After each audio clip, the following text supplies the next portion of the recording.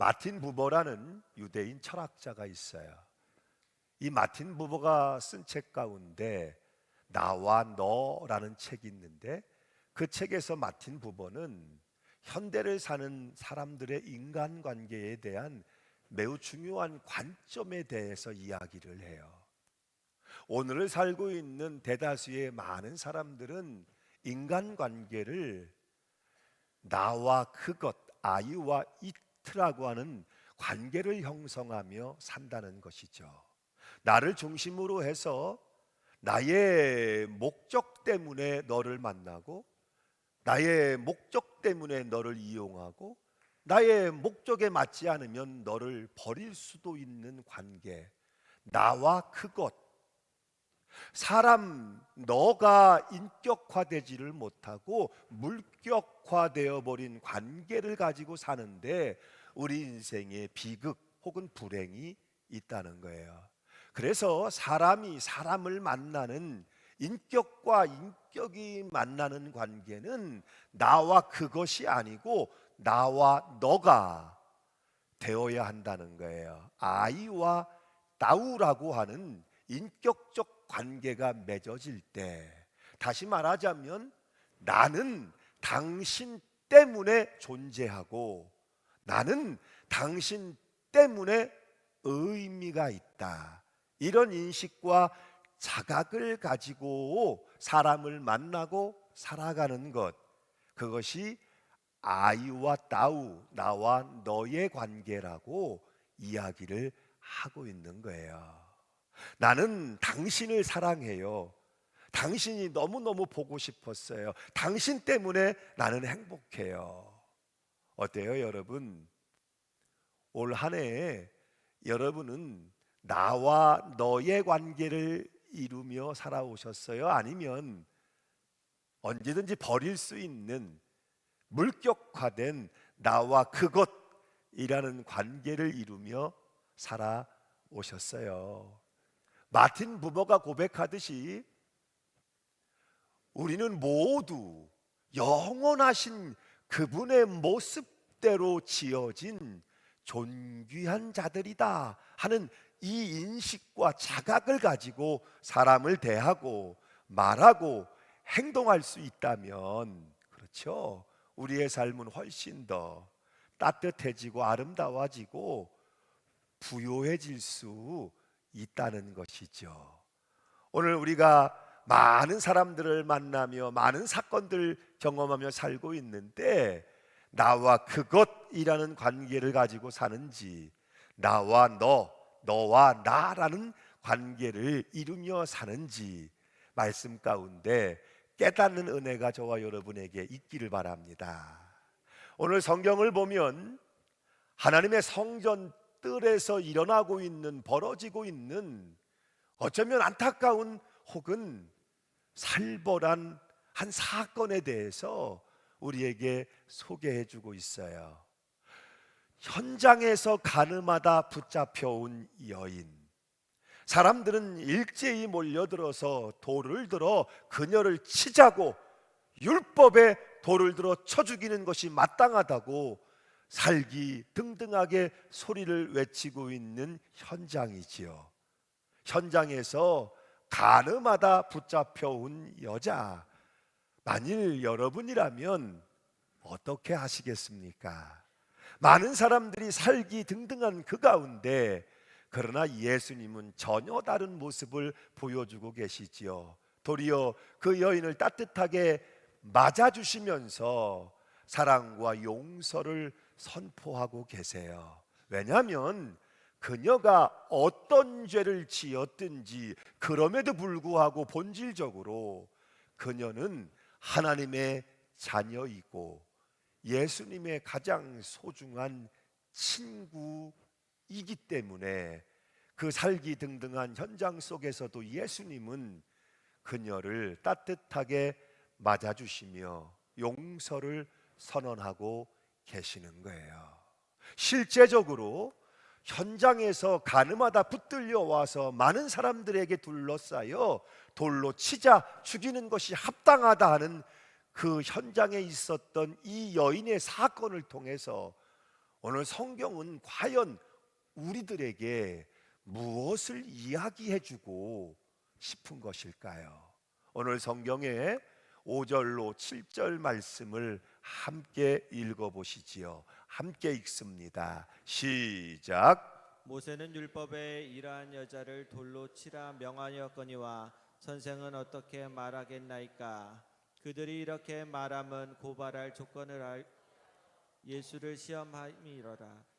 예수께서 몸을 굽히사 손가락으로 땅에 쓰시니 그들이 묻기를 마지 아니하는지라. 이에 일어나 이르되 너희 중에 죄 없는 자가 먼저 돌로 치라 하시고. 아멘.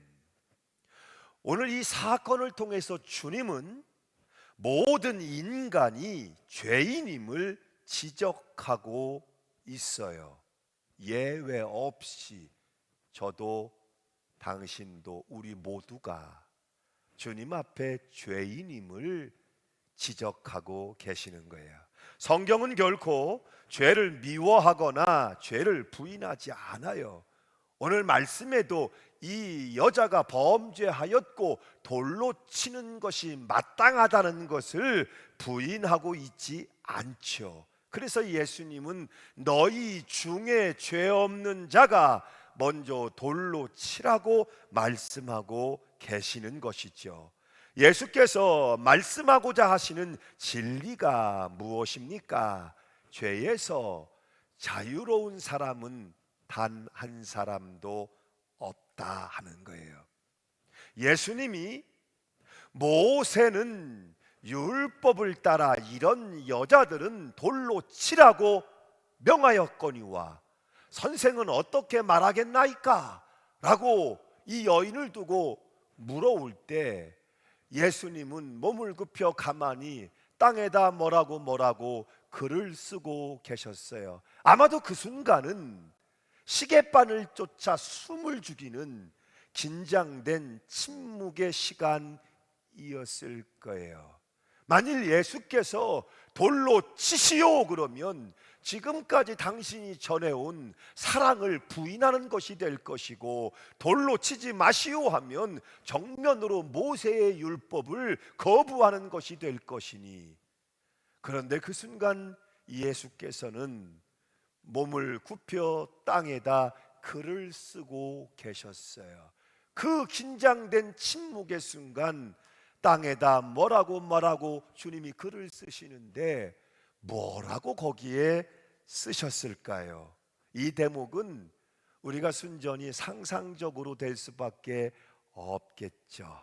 어쩌면 예수님께서 돌을 들고 있는 자들의 제목을 하나씩 적고 계셨는지도 모르겠어요. 분명한 사실은 오늘 구절에 나오듯이 한 사람씩 돌을 내려놓고 돌아서서 현장을 떠나갔다는 사실이에요. 구절을 보면 어른에서부터 젊은이에 이르기까지 그리했다고 말씀하고 있어요. 여러분은 어떻게 생각하세요? 한 설교자는 이 대목의 말씀을 해설하면서 이렇게 덧붙이고 있어요. 그래도 그 시대는 나았던 것 같다. 예수님의 말씀 앞에 양심의 가책 찔림이 있어서 돌을 내려놓고 한 사람씩 그 현장을 빠져나가는 것을 보니 적어도 자신의 죄를 인정한 것이 아니겠느냐. 그런데 만일 이런 일들이 지금 우리가 살고 있는 이 시대에 일어난다면 지금도 그럴까? 어쩌면 대다수의 사람들이 시침이 뚝대고 그대로 소리를 지른 대로 돌을 집어던지고 있지는 않겠는가? 라고 묻고 있어요.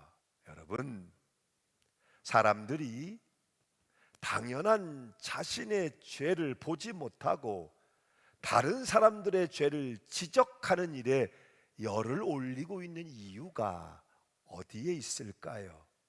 칭찬합시다 그러면 칭찬 한마디 두마디도 어려워하면서, 어때요 여러분? 남 흉허물을 들춰내는 일에는 종일토록도 열심을 낼 수 있으니 그 열심이 어디서 오는 것일까요? 남 어려운 것 좀 도웁시다 그러면 단 몇 분의 시간도 없을 만큼 바쁜 사람들이 그렇게 일제히 몰려 나와 돌을 들고 이 여인을 치는 일에 열광하고 있는 이유는 과연 어디에 있을까요? 우리의 타락한 심령 안에 있는 두 가지의 본능, 공격 본능 혹은 방어 본능, 이것이 발동하는 순간 자신의 죄는 축소되기도 하고 남의 죄는 부풀려지기도 하고 결과적으로 자신의 죄는 별거 아닌 것이 되고 남의 죄는 죽을 죄가 되고, 그래서 실제 발생하는 현상에 대해서 사도 야고보는 이렇게 고발하고 있지요. 야고보서 2장의 10절로 11절입니다. 누구든지 온 율법을 지키다가 그 하나를 범하면 모두 범한 자가 되나니 간음하지 말라 하시니가 또한 살인하지 말라 하셨은즉 네가 비록 간음하지 아니하여도 살인하면 율법을 범한 자가 되나니. 여러분, 이런 광경을 연상해 보세요. 두 사람의 죄수가 한 감방에 갇히게 되었어요. 한 사람은 간음죄를 지은 죄수고 한 사람은 살인죄를 지은 죄수예요. 그런데 둘이 한 감방 안에 갇히게 되니까 서로를 비난하기 시작합니다. 살인죄를 지은 죄수가 간음죄를 지은 죄수에게 비난하기를, 당신은 어떻게 그렇게 어린 여자를 건드릴 수가 있냐, 네가 그러고도 인간이냐 하며 비난하며 욕을 합니다. 그러자 이번엔 간음죄를 지은 사람이 살인죄를 지은 사람에게 동일한 큰 목소리로 비난을 합니다. 너는 어떻게 그렇게 연약한 노인을 죽일 수가 있냐, 목숨을 빼앗을 수가 있냐, 그러고도 네가 인간이냐, 네가 죽일 놈 아니냐, 그렇게 욕을 하고 있다는 것이죠. 그런데 성경은 그것이 바로 이웃의 죄를 비난하면서도 자기 자신의 모습을 보고 있지 못한 우리의 모습이라고, 모든 사람이 죄를 범하였으니 의인은 없나니 하나도 없으니, 이것이 오늘 우리 자신의 이야기라고, 오늘 저와 여러분이 간음한 죄인이라고 말씀하고 있는 거예요. 그리고 이어서 두 번째로 주님은 오직 예수 안에만 용서가 있음을 선언하십니다. 이 여인을 정죄하던 무리들이 자리를 다 떠난 후에 예수님께서 이 여인에게 하신 말씀이 뭐예요? 나도 너를 정죄하지 아니하노니 내가 너를 용서한다 라고 말씀하세요. 그분이 누구이간데 그녀의 죄를 용서하신다고 말씀하고 있는 걸까요? 유대인들은 오랫동안 죄의 문제, 용서는 오직 하나님만이 하시는 것이라는 믿음을 가지고 있었어요. 그래서 실제로 마가복음 2장을 보면 중풍병자의 사건이 나오지요. 내 친구가 보다 못하여 들 것에 중풍병자를 실어서 예수 앞에 가져오니 예수께서 그를 보고 내 죄사함을 받았느니라 라고 선언을 하십니다. 그때 서기관들이 깜짝 놀라서 격렬한 반응을 보이게 되지요. 7절 말씀을 보면 이 사람이 어찌 이렇게 말하는가, 신성모독이로다. 오직 하나님 한 분 외에 누가 능히 죄를 사하겠느냐. 오직 하나님만이 죄를 사하실 수 있다. 틀린 말씀이 아니죠. 맞는 말씀이에요. 그러나 문제는 그들이 모르고 있는 것이 한 가지가 있었다는 것이죠. 바로 그분 예수가 하나님이시라는 사실이에요. 이것이 오늘 요한복음이 계속해서 우리에게 울려내주고 있는 복음의 핵심이에요. 예수님의 신성, 예수님은 하나님이심을 요한복음을 통해서 계속 우리에게 알려주고 있는 핵심 복음이에요. 오직 그 하나님만이 용서하실 수 있고, 오늘 예수님은 그 하나님으로서 현장에서 간음한 그녀의 죄를 용서하고 계신 거예요. 여러분 아시죠? 이 사건이 있은 지 얼마 지나지 않으면 예수님은 갈보리 골고다를 향해서 가십니다.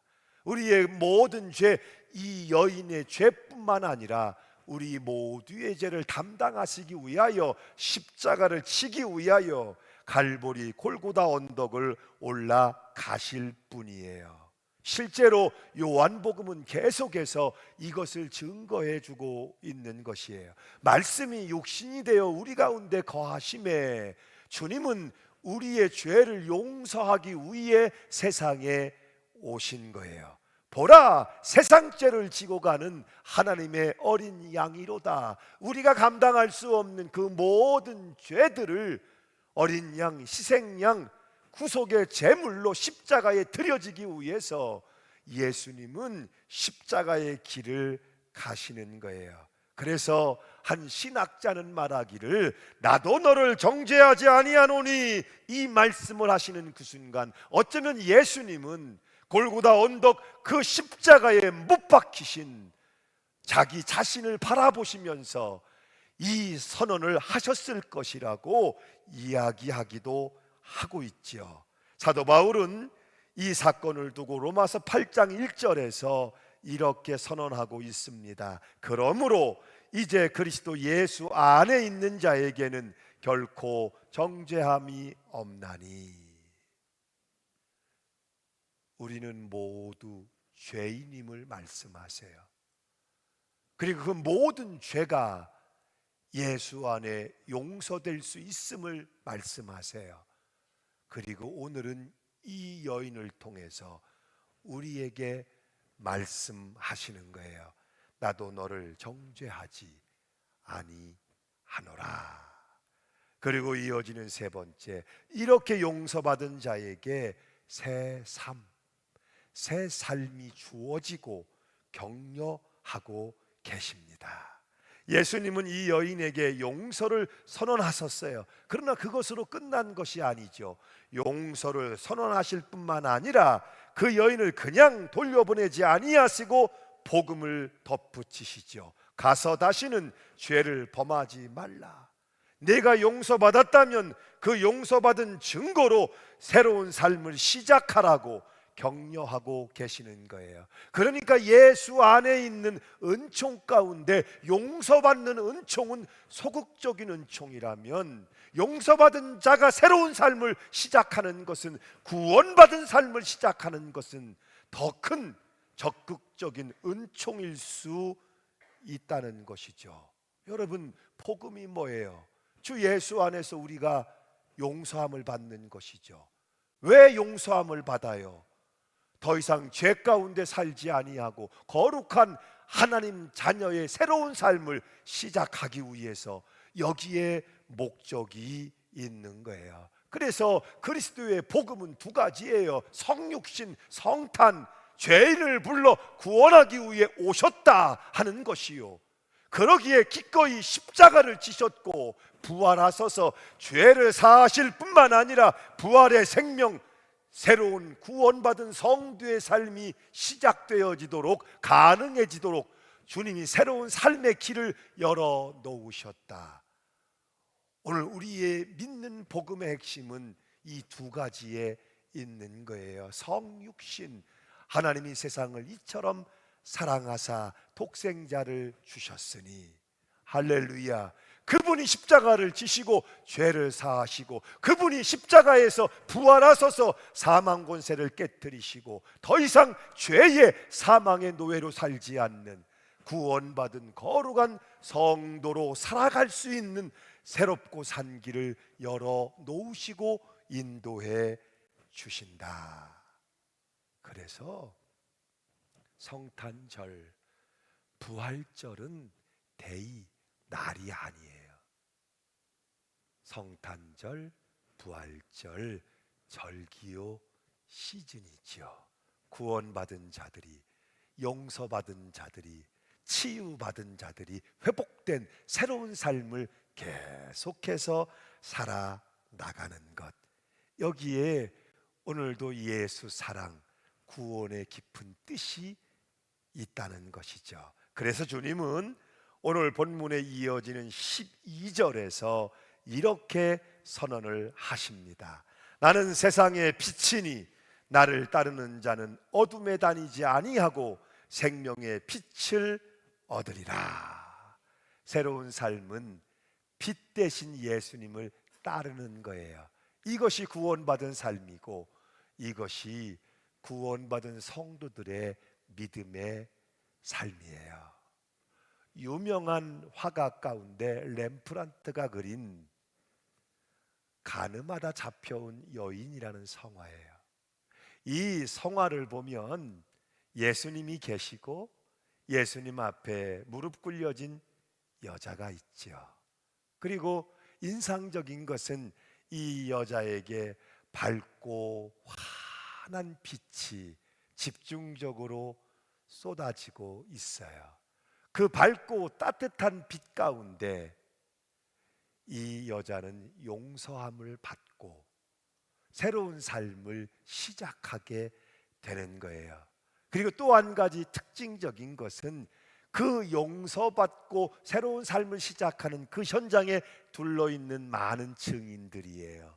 이미 그 용서를 받은 사람들, 그 용서의 은혜를 체험한 사람들의 따뜻한 시선, 격려 가운데 이 여인은 용서와 새로운 삶을 시작하게 된다는 거예요. 할렐루야. 이것이 우리를 용서하시는 하나님의 온전하신 사랑이에요. 우리나라에서 칼길을 타고 미국의 뉴욕을 향해 가면 뉴욕 케네디 공항에 내리게 되지요. 그런데 뉴욕엔 케네디 공항 말고 또 특이한 공항이 하나 더 있습니다. 라과디아라는 공항이에요. 이 라과디아 공항은 뉴욕의 시장이었던 피오레로라고 하는 라과디아 시장의 이름에서 따온 공항 이름이에요. 이 라과디아는 뉴욕의 시장이 되기 전에 유명한 판사였어요.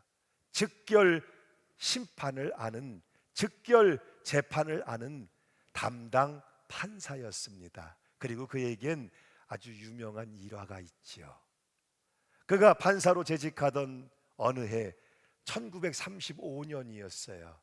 세계 경제공황이 미국 경제공황으로 불어닥친 참으로 혹독한 겨울, 한 나이 많은 할머니가 범죄자로 붙들려 법정에 즉결 심판에 회부된 것이죠. 배고픈 것을 이기지 못해서 빵을 하나 훔친 것이 죄목이었어요.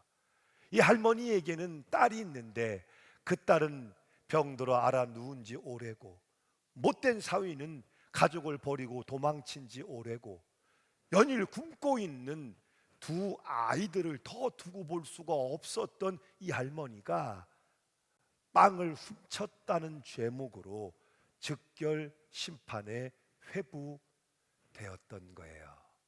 라가디아 판사는 빵을 훔친 그녀에게 10불의 벌금 혹은 열흘간의 옥살이 형을 내립니다. 그리고 그가 이렇게 판사의 선고를 읽어 내려가요. 그런데 이 노인의 범죄에는 나도 상당한 책임이 있습니다. 이렇게 불쌍한 노인이 먹지 못하고 거리를 방황하는 동안 나는 너무나 잘 먹고 잘 살았습니다. 그래서 이 10불은 제가 내도록 판결하는 바입니다. 그리고 그는 자신의 중절모를 벗어서 거기에 자신의 10불을 담아가지고 법정 서기에게 넘겨줍니다. 그리고 선고를 이렇게 이어갑니다. 그러나 동시에 여기 계신 마을 분들도 무죄하지 않다고 판단되어 모두에게 50센트 이상의 벌금을 선고하는 바입니다. 저의 지불로는 피고는 벌금을 해결하지만 여러분의 벌금은 이분의 새로운 삶을 격려하게 될 것입니다. 라가디아 판사의 이 판결 앞에 법정에 많은 사람들은 일제히 일어나서 경의를 표했고, 이 할머니는 그 당시로서는 적지 않은 금액인 4,750불을 손에 쥐고 눈물을 글썽이며 법정을 나서게 되었다는 것이죠. 사랑하는 여러분, 예수님의 용서란 이런 용서가 아니겠습니까?